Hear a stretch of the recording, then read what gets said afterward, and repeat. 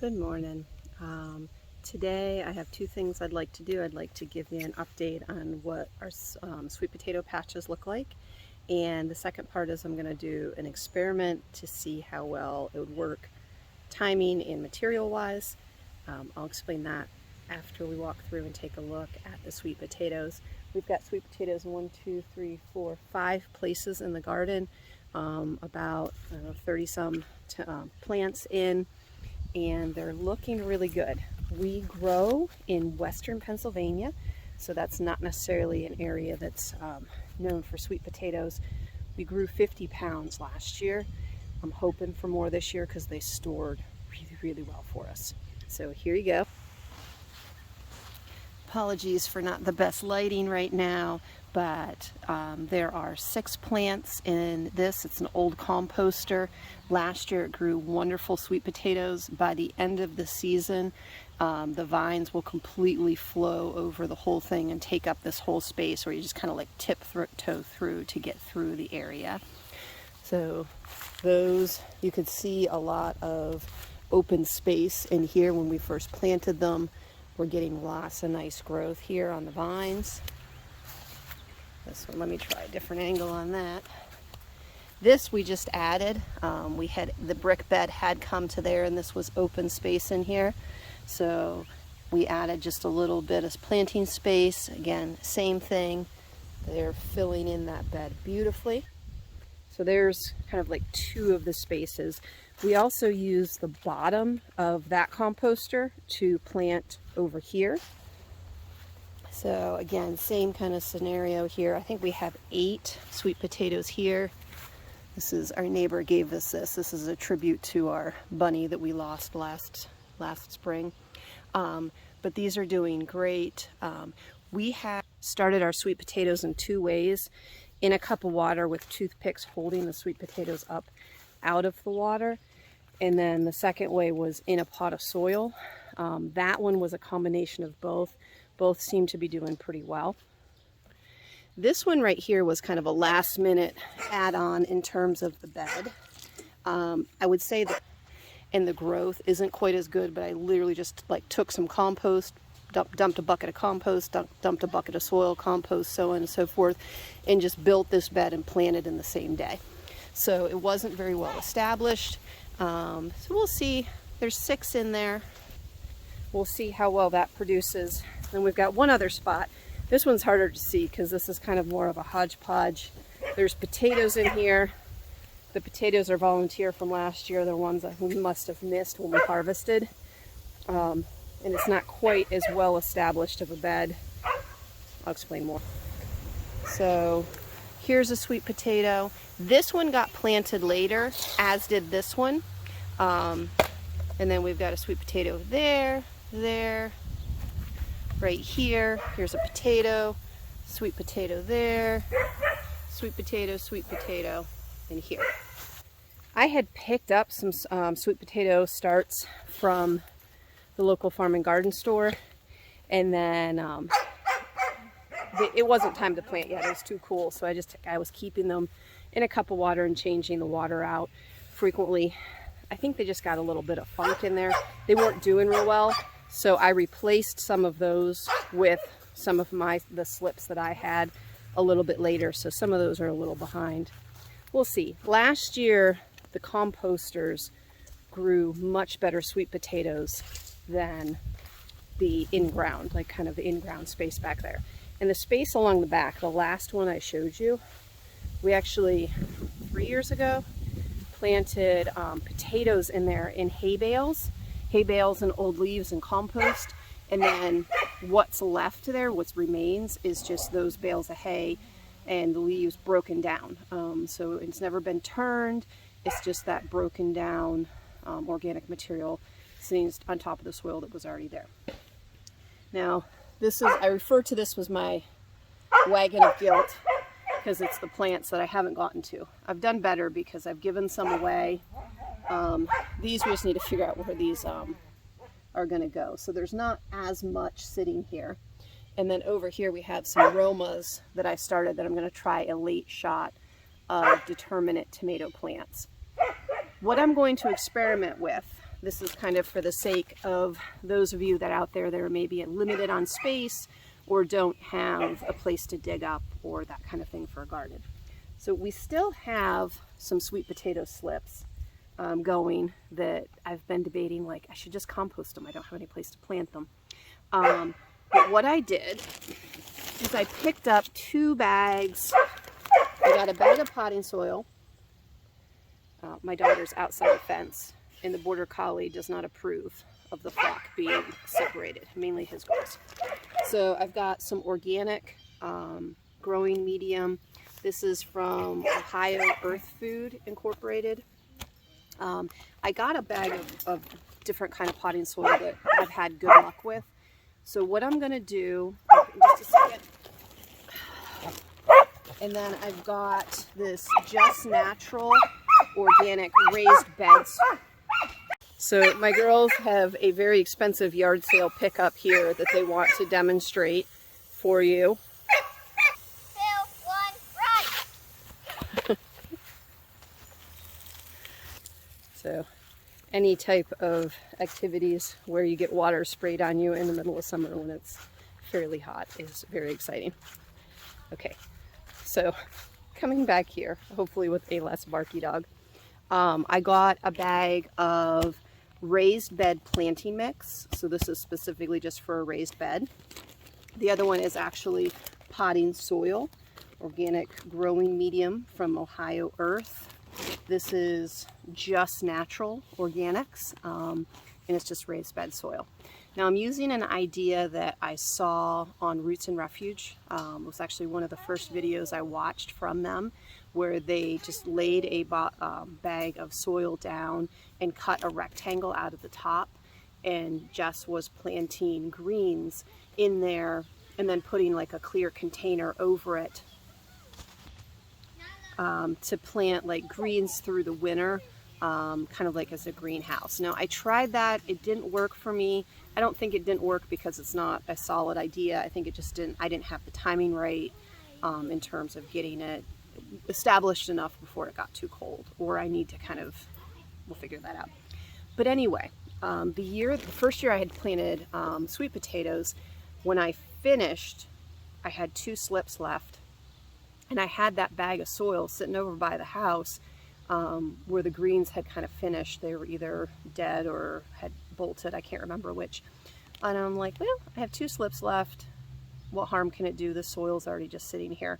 So I slid that bag of soil into my garden and I planted those 2 slips in it, and they did really, really, really well. So these 2 purchases, the raised bed soil was $7, a little less than 6 something, around $7. The potting soil was $12. So I want to see, this is about $20. One, we get to compare how well the sweet potatoes are going to do in just the raised bed soil to how well they're going to do in the potting mix.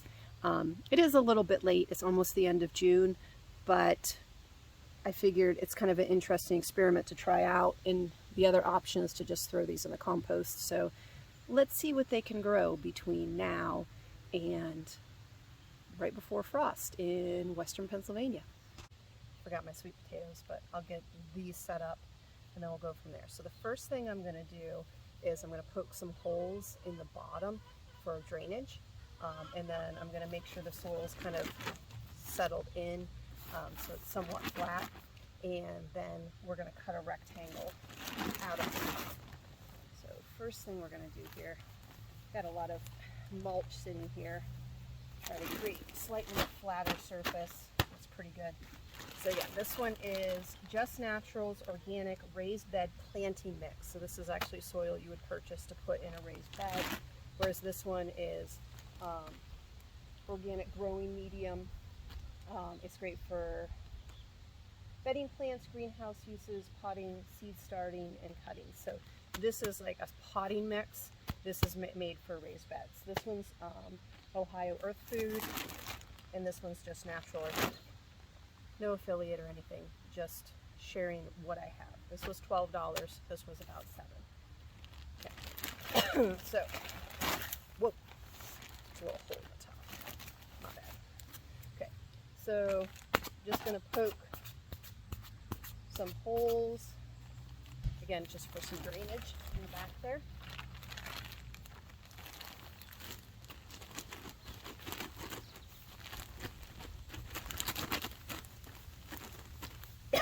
Excuse me. And I got the trusty jackknife.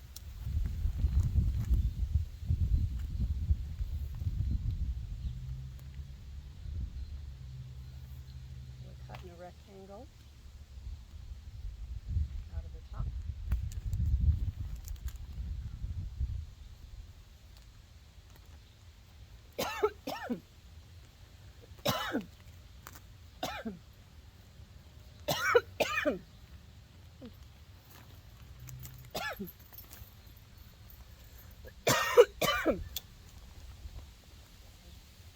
I want to push the soil into the edges here, so kind of as I water, it's tucked in a little bit, or as it gets rained on. I know. All right. I need to drink water. So this was one that I had planted in soil, and all the plants had started up here. The roots were down here, but the plants at the top, the leaves didn't have any roots. So I put it in water to try to encourage that. They have started. And then this was one, I think I probably took 7 or 8 sweet potato slips off this one that are planted around the garden, and there was just still some more coming. So I planted those.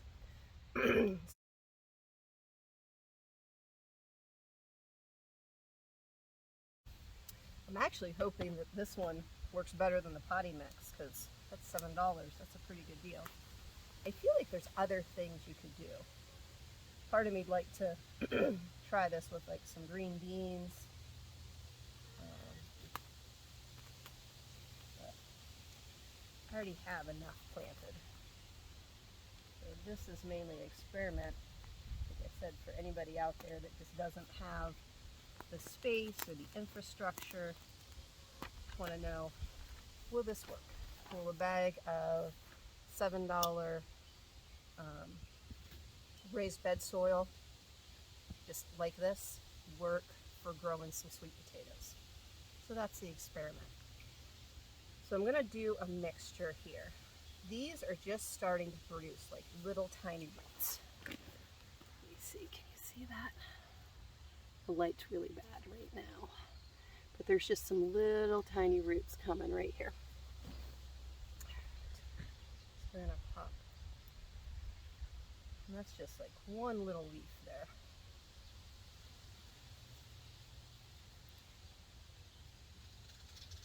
What I think I'm going to do here is probably put more in than I should, just to see how they do initially, and then leave the ones that look like they're the strongest. So from this particular plant here, or sweet potato, I've got 1, 2, 3, 4, 5, 6, 7. They're real little. This one only has 3, but they have 2 of them have a better root system on. And then this one's got just tiny showing roots there at the very bottom.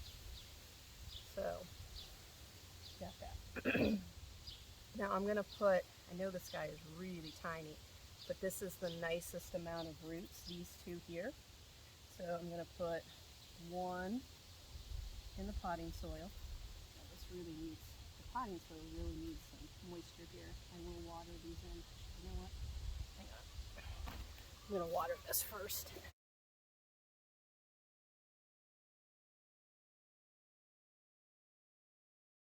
This guy's really little, but nice roots. So we're going to plant that one.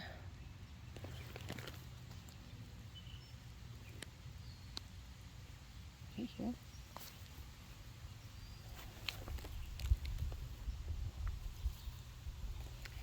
Now, these did not have nearly as much root development, so they're going to have to throw off roots now that they're down in the soil. So like I said, I'm going to plant more than I should here, just to see how well they grow.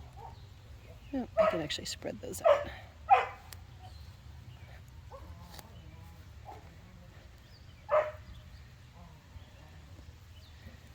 Let's see. So there's the potting soil. Now let's plant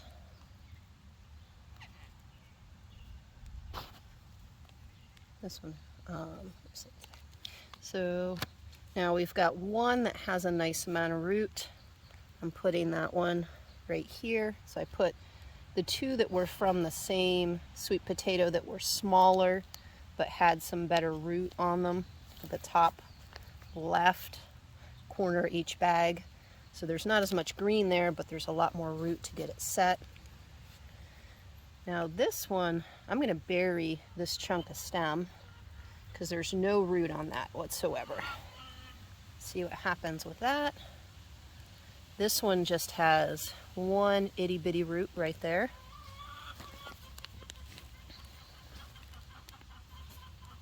And that one's just one itty bitty root and one itty bitty leaf. So dampening the soil first, I think, helps because then you can get the moisture down in the soil without disrupting the plant that you just put in, but it does make for much messier hands. So there is our $20 solution for possibly growing some sweet potatoes. It's been a little bit. I came outside. They are wilted down a little bit, but there were some that I planted that didn't have hardly any roots at all.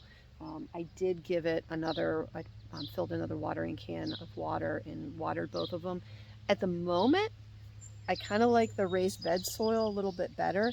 It absorbs the water more easily, whereas the potting soil, it kind of just pools on top and makes like this mushy